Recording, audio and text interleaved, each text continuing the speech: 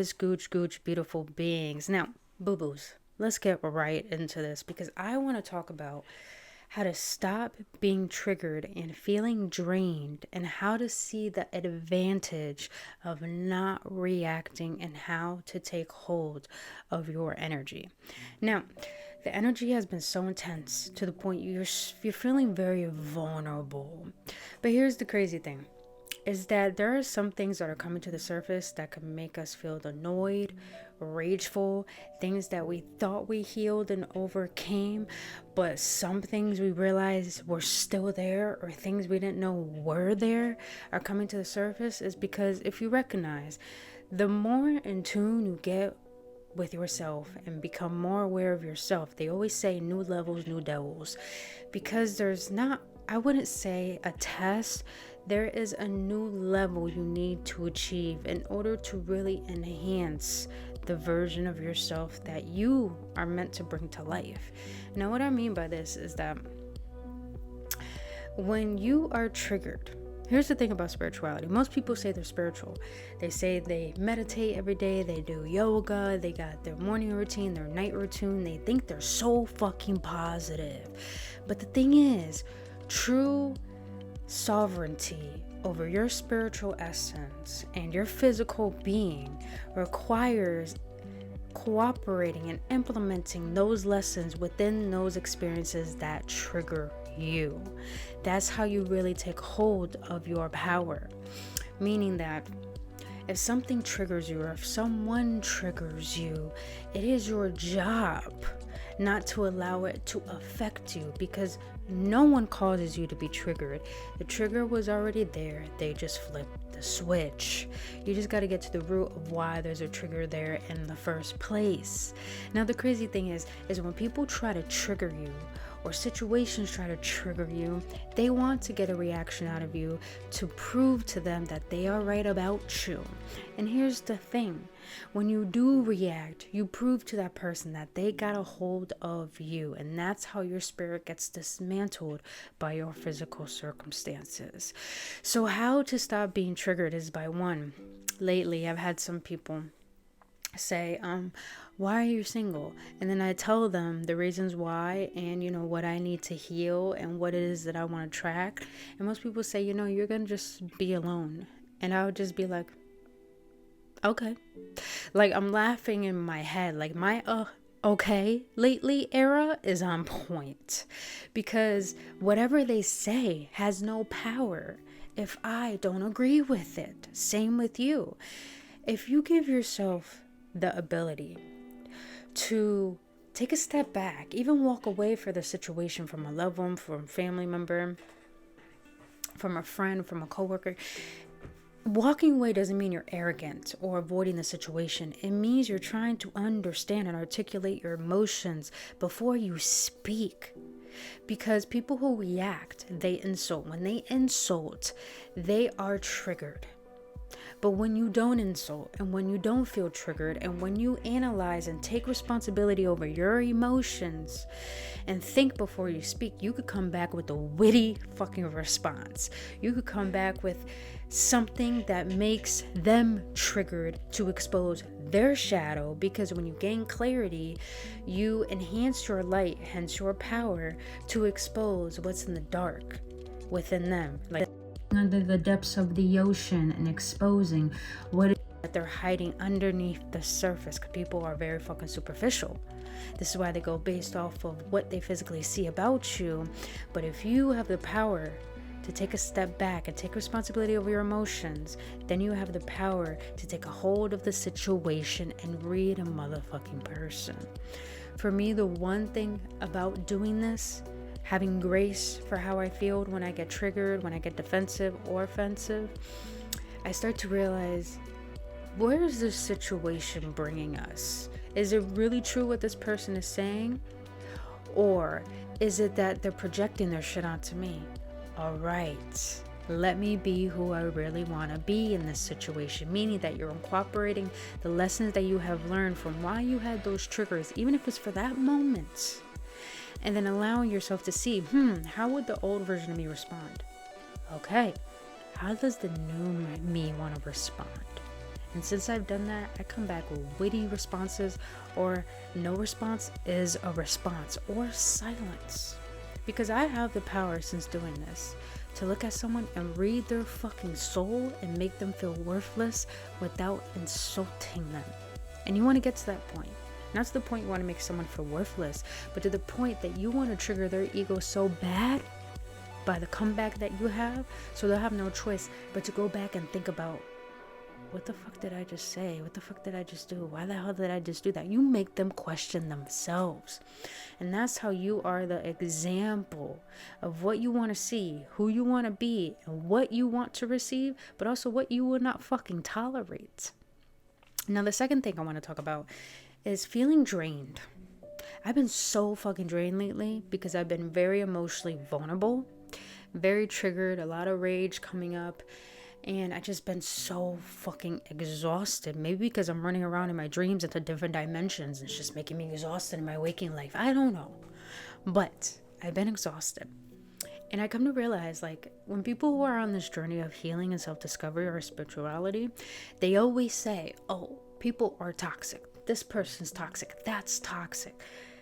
We're toxic too. We all have a shadow. But people who choose to be self-aware know how to integrate that shadow by learning from it, rather than hiding it, suppressing it, or using it to abuse other people. But most people say things are toxic. When you say someone or something is always toxic and you say they're draining your energy, they're not draining your energy. That is victim mentality. Same thing would be defensive or offensive or triggered. That's victim mentality. That means you don't have the ability to connect to a higher source to rejuvenate you and to help you remember who the fuck you are. And that's what I mean, that you can't label people, you can't judge people, but you also can't make yourself a victim towards circumstances. Because here's the thing, the world doesn't owe you shit. My friend said this and it really opened my mind. The world doesn't owe you shit. God doesn't owe you shit. No one's gonna come and save you. But at the end of the day, it's up to you to save you. It's up to you to stand your ground and let yourself be known and heard, regardless of what people fucking think about you. Because people will project their shit onto you to force you to believe in their opinion of you rather than believing in you.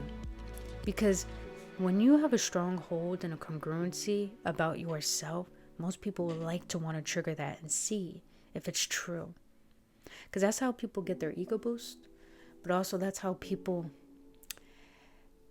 like, this siphoning energy shit when people want to trigger you. And I'm that type of energy. Fuck around and find out. Fuck around and find out. Because not only I have witty comebacks, but my silence is fucking powerful.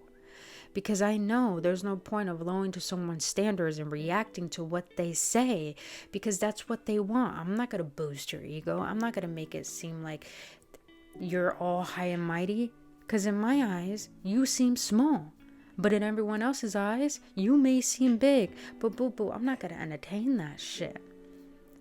It's like even with relationships, people want them to give them attention when they tell them you leave them alone, and that person leaves them alone. It's also like, why is that person not chasing me?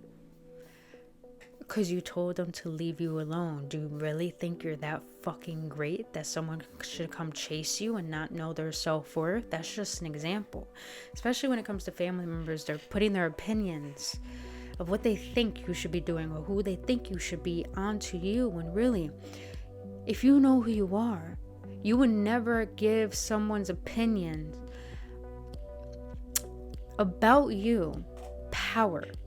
Because at the end of the day, if you know who you are, it's not true what people say about you. It's not true what people think about you. So let them be who they are, accept how they're acting, and not only move forward, but be the demonstrator. Don't be the assistance to, laughing at what you think is not funny about what they say, or, trying to please them or trying to agree with them. No. Say what you gotta say, be witty about it, be real, be blunt. If they don't like it, boy, you're not here to be an assistance to help people change or to help them see your worth. You're here to be the demonstration of what it is people need to start recognizing, and not be coddled and not be boosted, but also just to see the real fucking deal about their own toxicity. Plain and simple. A lot of people say I have a bad attitude. Boo-boo. I don't give a fuck if I do. Let me be in my emotions, because my emotions need my attention. It has nothing to do with you. If you take offense to that, that's on you. Same thing as if I feel triggered by what you said or what you did, that's my responsibility. That's not yours. I'll deal with it. See what I mean, you guys? So you find empowerment by not getting triggered and by not reacting, by giving yourself the ability to gain clarity on how you want to act. And then you realize you're leveling up. You know what I learned lately too? The reason why things seem to get harder emotionally is because you're about to take a next step to a new version of you that you never noticed before or never even lived before. And that's why you have to face these triggers, these rage, these ways of thinking that this is not what I deserve, but recognizing, why do I feel like I don't deserve this? Why do I feel rageful towards my family members, towards this career, towards these friends, towards these coworkers? Why am I feeling triggered? Because maybe something inside of you is trying to wake you up to what you need to learn, so you no longer have to fucking deal with it. And when you get to those points of facing those triggers and plucking those weeds out and letting those new seeds grow, you get to a point where your spirit is no longer gonna get dismantled by physical circumstances. And that is a powerful place to be.